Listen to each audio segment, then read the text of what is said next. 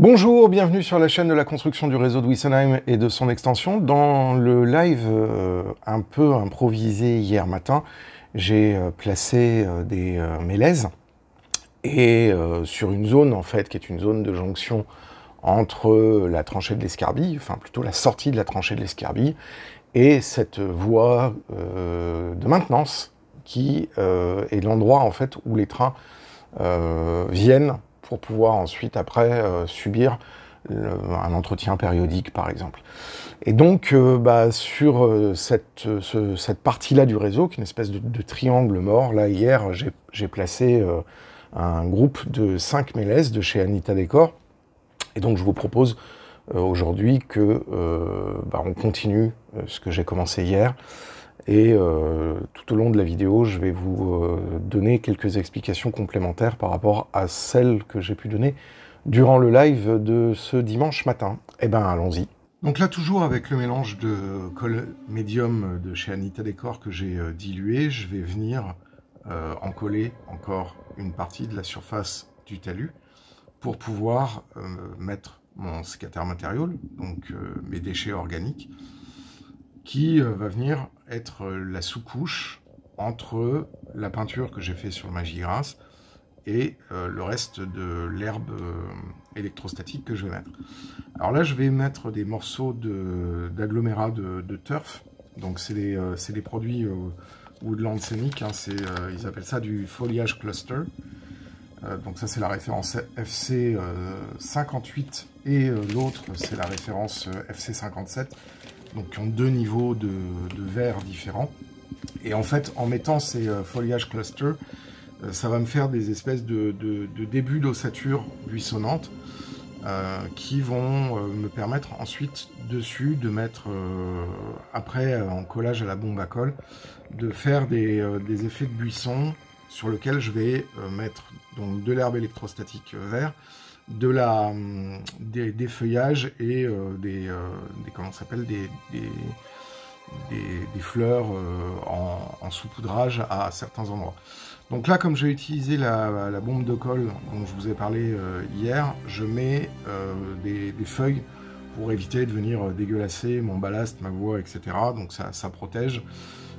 Quand on utilise de la bombe de colle, pensez à protéger vos voies respiratoires, hein, c'est un aérosol, c'est de la colle en aérosol, donc les EPI sont importants. Donc voilà, je viens de mettre et d'asperger pour que les buissons eux aussi soient collants, et puis là je viens de mettre un mélange de vert prairie, de vert olive de chez Microrama. Donc le vert prairie c'est une fibre nord, le vert olive et le vert printemps sont deux fibres de chez Microrama, avec des fibres de 2 mm et de 4 mm, et j'ai mis un tout petit peu de fibre aussi de 6 mm pour montrer les herbes, un peu les herbes folles qui poussent. Voilà, donc là je mets une première application. Je en mets aussi aux endroits où j'avais mis précédemment de l'herbe électrostatique rouille, ce qui fait que je vais avoir une superposition des deux couleurs. Et vous voyez, je peins par touche, je ne mets pas de la colle de façon uniforme, parce qu'une fois que j'aurai terminé de mettre cette première passe de fibres, je vais venir avec l'aspirateur enlever le surplus. Donc je mets un bas ou une vieille chaussette pour récupérer les fibres que je vais aspirer, et ça me permettra de pouvoir continuer d'avoir un herbage qui soit relativement aéré.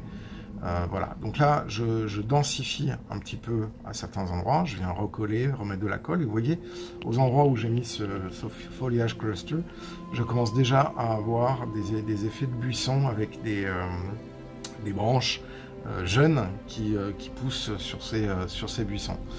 Donc là, on commence déjà à voir, étape par étape, les différents buissons qui se construisent. Une fois que j'ai mis une première passe, je viens remettre de la colle en bombe, je viens repasser une deuxième passe, etc. Ce qui me permet d'utiliser l'ossature. Voilà. Maintenant, j'aspire le surplus, hein, comme je vous en ai parlé, ce qui va me permettre de pouvoir enlever toutes les fibres qui seraient indésirables et qui seraient à nouveau refixées par l'usage du spray, de la colle en spray. Donc c'est toujours ce mélange de techniques et le fait que tout doit être fait de façon très ordonnée et très séquentielle pour justement permettre de pouvoir avoir quelque chose de réaliste. Donc là, je viens rajouter des buissons qui sont déjà des buissons faits à partir de fibres sur lesquels il y a eu un encollage de feuilles.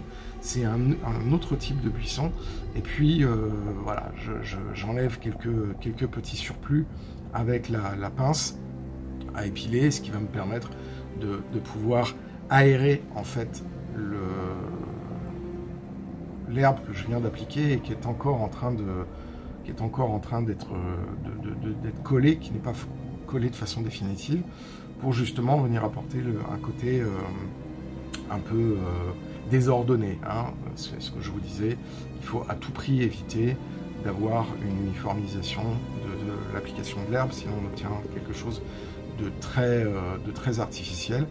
Et donc maintenant je vais m'occuper de mettre en place le talus qui est en face, parce que là j'avais toute cette partie là qui n'avait pas encore été faite, et donc là j'utilise mon mélange traditionnel, mon torchis, hein, donc c'est de la poussière de sciure d'usinage. Donc là c'est de la sciure de contreplaqué hein, typiquement, parce que c'est ça que j'ai usiné ces derniers temps, avec du plâtre. Et donc là je suis à peu près sur un ratio de 50-50, c'est-à-dire 50% de sciure et 50% de plâtre, ce qui me fait un plâtre, un torchis très chargé en plâtre. Généralement je fais 60-40, mais là je voulais que ce soit quelque chose d'un peu structurant, puisqu'il n'y a pas une grande hauteur, je voulais que ça se tienne bien. Donc voilà, je mets en place l'autre côté de ce talus pour montrer que c'est une voie secondaire. Donc il y a un gabarit qui est relativement restreint. Alors il faut quand même faire attention que les trains passent sur le gabarit, mais bon là, a priori, je ne devrais pas avoir de problème. Et puis une fois que ce relief sera sec, je vais pouvoir, dans un deuxième temps, venir appliquer la magie grasse, qui après sera peint, après subira le même traitement que le talus d'en face que je viens de terminer. Voilà, donc là, l'application de la magie grasse, j'ai eu l'occasion déjà de vous montrer à de nombreuses reprises sur la chaîne Bienvenue à Wissenheim.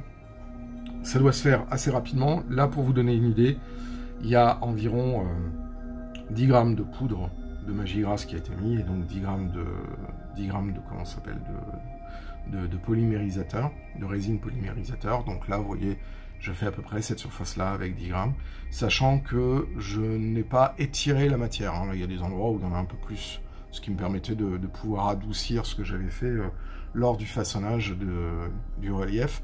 Et donc une fois que tout ça, ça sera bien sec, je pourrai passer à la peinture et à la mise en place des différents éléments.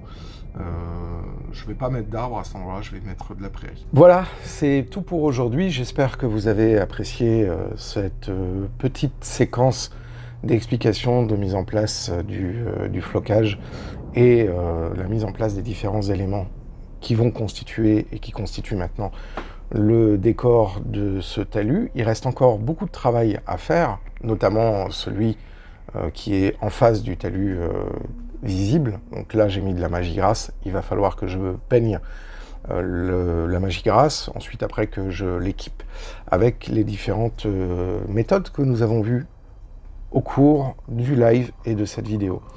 Je tiens à remercier toutes les personnes qui se sont abonnées récemment. Bienvenue dans la communauté, merci à vous. Merci aussi à toutes les personnes qui mettent des petits pouces vers le haut pour augmenter le référencement de la chaîne dans les algorithmes de YouTube. Un grand merci aussi et principalement à toutes les personnes qui font des dons sur Tipeee. Vos dons sont très importants, ils permettent le financement de cette chaîne, le financement du projet Nomade, ainsi que d'autres projets à venir. Donc vraiment, merci à vous. L'ensemble de ces dons permettent de pouvoir acheter des produits que je n'aurais pas utilisés en temps normal et que je veux vous faire découvrir. Et donc ça me fait énormément plaisir de voir toutes les personnes qui participent. Moi je vous dis à très bientôt pour la suite de la construction du réseau de Wissenheim, de son extension, la suite du projet Nomade qui va arriver, là je vais faire une vidéo normalement cette semaine. Et puis d'ici là, je vous dis à toutes et à tous, à bientôt. Prenez soin de vous, prenez soin de vos proches et évidemment, si vous en avez l'occasion, faites du train. Ciao!